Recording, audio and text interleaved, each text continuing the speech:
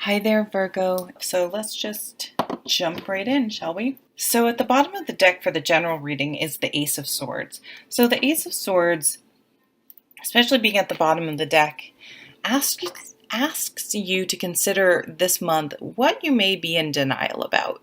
Are you in denial about that you hate your job and you need a new job? I guess we'll see in the work cards.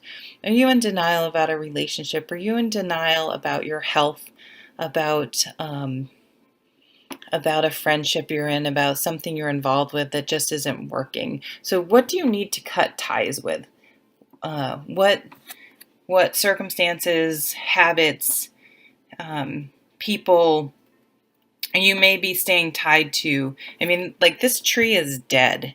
There's a lightning storm coming. It's like, why are you still tied to something that is no longer serving you? All right, let's turn over these cards.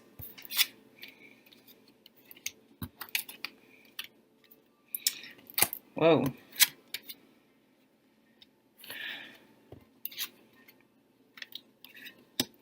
Oh, I absolutely love my new deck here, the Ostara Tarot. Okay, all right. So I think we're in eclipse season, right? I'm not an astrologer, but you definitely need to figure out what things you need to cut out of your life. And that can seem negative, but think about decluttering your house, like decluttering your life. I think that's sort of a trendy thing, but it really is speaking to me. And it can just be like your inner world. What are you hanging on to? Resentments, negativity, regret, bad patterns of thought, things from childhood. I mean, I do this. I'll think of something that happened 20 more years ago, and I'll get like, oh, like this oh, I can't believe I did that. It's like, wow, Jen, that was 30 years ago. Let it go. What the hell is wrong with you? Like, what are you benefiting from? Why are you still like hanging on to that? So it might be a good month. We have the moon around the full moon or the new moon for timing for you to write down. I love doing things like this. My mom actually gave me some wish paper, it's called. Doesn't matter. Find something, write down all the things that you hang on to that you don't need anymore. Weight, a bad relationship. Be specific. What are the specific regrets? What are the things that you churn around in your mind that just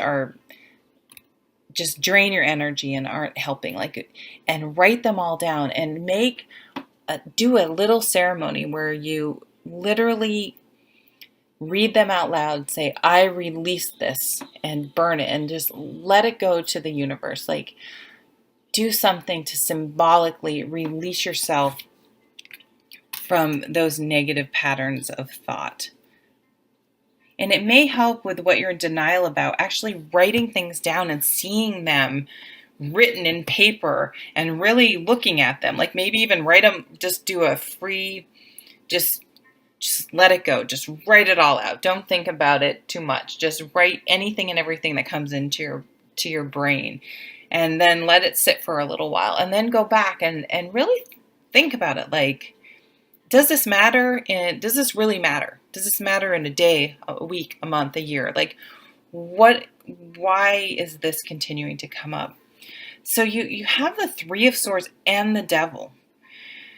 So, and the Eight of Swords. So there is some funky energy going on for you guys where you're I feel like you guys can get the analysis paralysis. You guys are so awesome with details, but to the point where it's like, it's sort of people who are obsessive compulsive can have trouble actually finishing things because they want it to be so perfect, and their perfection is unattainable, that it's just never going to be right. And it's like, so they have trouble finishing or even starting things because they just can't accept, well, if I do it, it's not going to be perfect, so I'm just not going to do it at all. And you guys you're great at those details, but give yourself a break is what I want to say. Allow yourself to be a human. And it doesn't mean you have low standards, but sometimes things, perfection is not attainable. So if you're always moving the goalpost, you're sort of, you're setting yourself up for failure. Set yourself up for success. Okay. Now, I love the Three of Swords is out, and you actually have it down here in the relationship. So you may be hanging on to things that happened in relationships and carrying those like past hurts or past things that happened. For some of you, you were in a codependent relationship in some area of your life, and I think it really, like, there's some trauma from that, quite frankly. So if that resonates with you, I mean, that's what, go see your doctor, talk to a mental health professional. Like, that's real, and honor that, and don't go, oh, well, I was stupid to allow it to happen. Like, it's, it happened, and learn from it, and get some help if that is something that keeps you up in the middle of the night. That's real. And you may need, or maybe you're in denial that you're in some sort of codependent relationship somewhere in your life. So go to someone that can help you figure it out, because that's real. But other times it's just like our ego, our inner demons surfacing, and sometimes it can serve as an excuse not to move forward in our lives. Oh, I can't do that. And then you bring out the other list that we don't even need to write down because we have it in our head all the time. All the negative reasons. The ego is like, well, you can't do that. You're not smart enough. You're not pretty enough. Everyone's already done that. You don't have the money. You don't have the time. No one's going to want. I mean, you just go on and on. We could spend the rest of our lives listing reasons without any difficulty of why we shouldn't and can't do things. So it's time to change that tape. But you have to be aware that you're doing that. That's the Eight of Swords, that denial, to be able to change it, and that you're keeping yourself stuck. That's the devil. For some of you, you may have some negative issues or way of dealing with things, drinking or being unhealthy, or but a lot of times the devil, the demons, or inner demons, are thoughts or negativity or fears. That's what I see it come up for most people. But I love the Three of Swords in this deck, because the sword is through the cup, which is the heart, the emotions. So there was something that, it's almost like that, our fight or flight, like how as animals, or when we were less evolved, if we are evolved now, something would happen and we learn to fear it. And so anytime we sense something, it's like, this is danger, this is danger, this is danger. But what happens is, if we do that, every relationship we have isn't danger.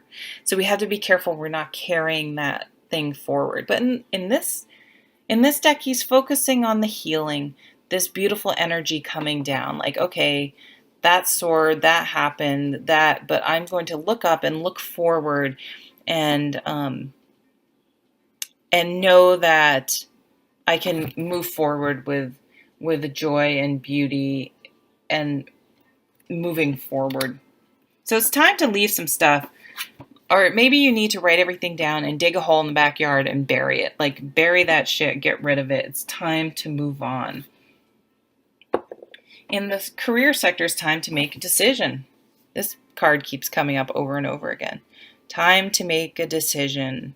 Not making a decision is making a decision. So stagnation, again, analysis paralysis. It's time to move on. Time to get going. Time to move forward in your career. So asking for a raise, looking for different opportunities, looking for a different job altogether, but it's time to do something. So you have the Seven of Pentacles. It's like you've done the work. Look at those cute raccoons. My mom hates raccoons because they take down her bird feeders. But so you've planted all the seeds. You have the experience. You've put in the hard work, and you feel like nothing's happening. the lesson of the Hanged Man is to use the time wisely. When you feel like nothing's happening, it's like sometimes things are a process and you just have to allow the process to work. So use that time to use it constructively and wisely. Don't spend time going, oh, this sucks, nothing's happening, spending all this energy in a way that's absolutely, it's futile. It's not going to do any good, and expend your energy in a positive way. Maybe you can take some classes, do some certification, think about other opportunities. See if there isn't an opportunity in this downtime that you might miss if you are expending your energy in a negative way. But you have the Queen of Wands, and she's just like, when she sets her mind on a goal, she wants her work to mean something. She wants it to be something she's passionate about. She wants it to be something she's excited to go to work in the morning and it means something. And she's going to keep working till she gets it. So I think you have to make up your mind this month. Like, do I want to put any more time in here? Because there's a balance. The Seven of Pentacles is there. It's a process, but it's also, people often use the example of farmer. You plant the seed and it's going to take, I don't know how long it takes for corn to grow, 3 months. I mean, it takes 3 months. Yes, you can set it up for success and keep it watered and keep pests away and everything. But if it's 3 months or 4 months and that corn stalk hasn't grown, maybe that seed you planted just wasn't meant to grow. So you have to assess, have I given this enough time? Have I let the process work? If not, okay, well, chill then and keep working with the process. Keep yourself busy and productive and things constructive in the meantime. But if it's been 4 months and it should have taken 2 months, well, it might be some time to make a decision about what to do next. So down here in the love life, we've already touched upon this Three of Swords, about maybe being careful not to bring past heartache into a new relationship. But for some of you, it's definitely a relationship ending, and it was a codependent relationship you were in denial about, and it's a good thing it ended. It wasn't healthy, and it's ending not because it's you are taking charge. Like, you are leaving the month in denial. No more. The Chariot card's about not reacting to life.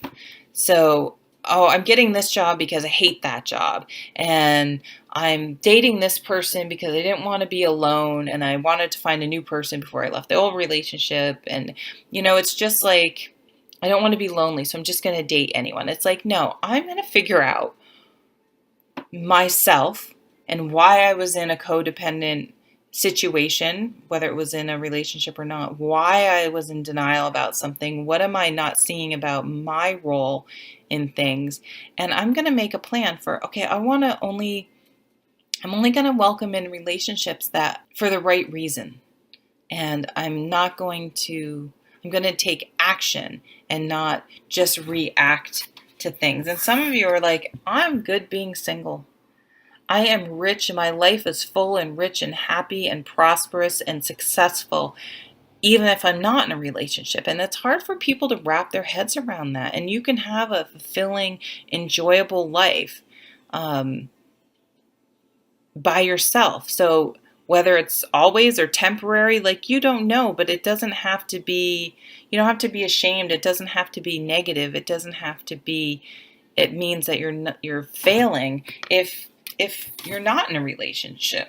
I think some of us hang on to relationships for that reason, just because we feel like and society, I've been single for a long time, and boy, people are like, oh my God, how can you, I get all sorts of negativity about it. And I'm like, I am not lonely. Like, I have a young child. I don't feel the need to bring someone else into the situation. I'm not saying if I met someone I wouldn't, but it's not something, I'm just not going to have someone around because people make me feel like there's something wrong with me because I'm happily single. So You also have the Eights of Wands that was under the deck. I forgot to read first. So this is getting your mojo back. This is passion, meeting someone new. So it's like you want to be with someone that you're passionate about, that you're excited about, that it's a positive thing. I mean, look at this card. It's you go from the coloring of the Anna Kay Tarot is a great indication of the mood of the card. So you have this